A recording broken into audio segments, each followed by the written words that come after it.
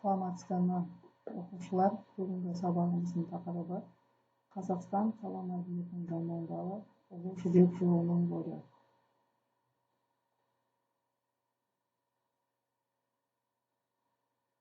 Сабағымыздағы оқу мақсатымыз Ұлы Жібек жолының Қазақстан аумағындағы бағыттары мен жолдарын зерттеу және Қазақстан аумағында қалалардың пайда болуы мен дамуындағы Ұлы Жібек жолының рөлін талдау.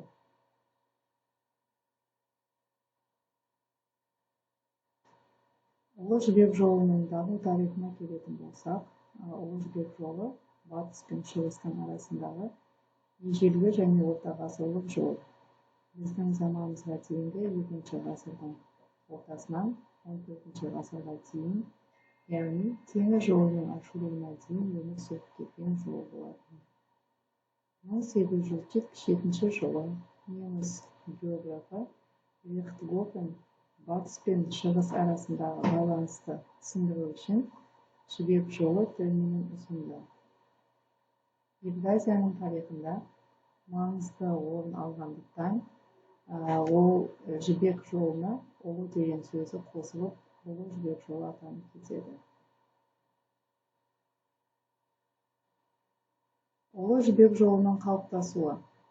Жібек жолы біздің заманымыздан бұрын 2-ші ғасырдың ортасында аса ірі сауда және дипломатиялық жол ретінде белгілі болды. Қытай елінің императоры Уди 138 жылы батыс елдеріне қарай аттандырған Чжанцзянь бастаған елшілік еліне 13 жылдан кейін оралған. Осыдан кейін біздің заманымыздан бұрын 1-ші ғасырдың ортасында Қытайдан Қазақстан мен Орта Азия арқылы батыс елдеріне жібек артқан керуендер жолға шығады. Ал батыстан Жерорта теңізі аумағынан Қытайға қарай тауар тиеген керуендер түрлі елшіліктер жүре бастайды.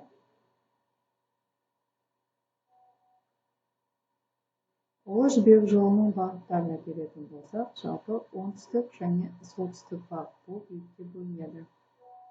Оңтүстік бағыты Орта Азия мен Таяу шығысты қамтиды, ал солтүстік бағыты Үндістан жерін қамтиды.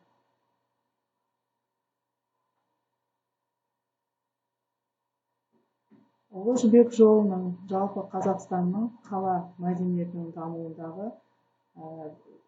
рөлі өте маңызды. Себебі Ұлы Жібек жолы арқылы ең негізгі сауда орталықтары дамыған және осы Ұлы Жібек жолының торабында орналасқан қалалар дамыған. Осы қалаларда әлеуметтік мәдени өзгерістер пайда болған. Сонымен қатар еркін сауда жүрген, керуендердің қауіпсіздігін қорғау қолға алынған. Жалпы Ұлы Жібек жолы бойындағы орналасқан қалалардың дамуына үлкен септігін тигізген жол болатын.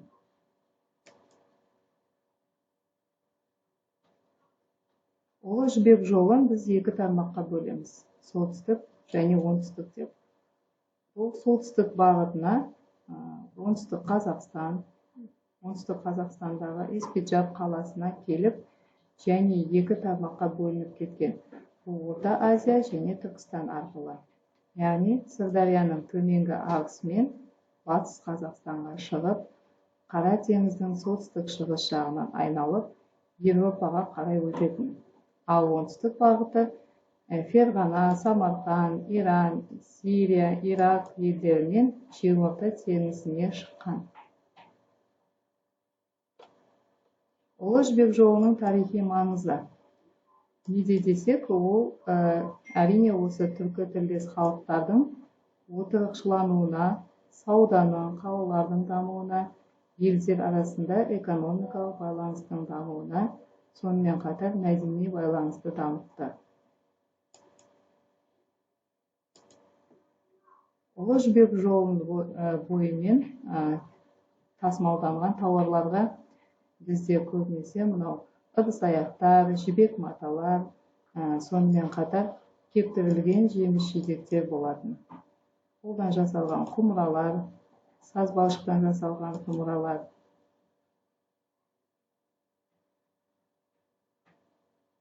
Бүгінгі тақырыбымыз бойынша оқушылар үйде эссе жазып келеміз. Яғни Ұлы Жібек жолының бағыттары мәдениеттің таралуы мен халықтардың жақындасуына қандай жағдай жасады деген тақырыпқа эссе жазып келеміз.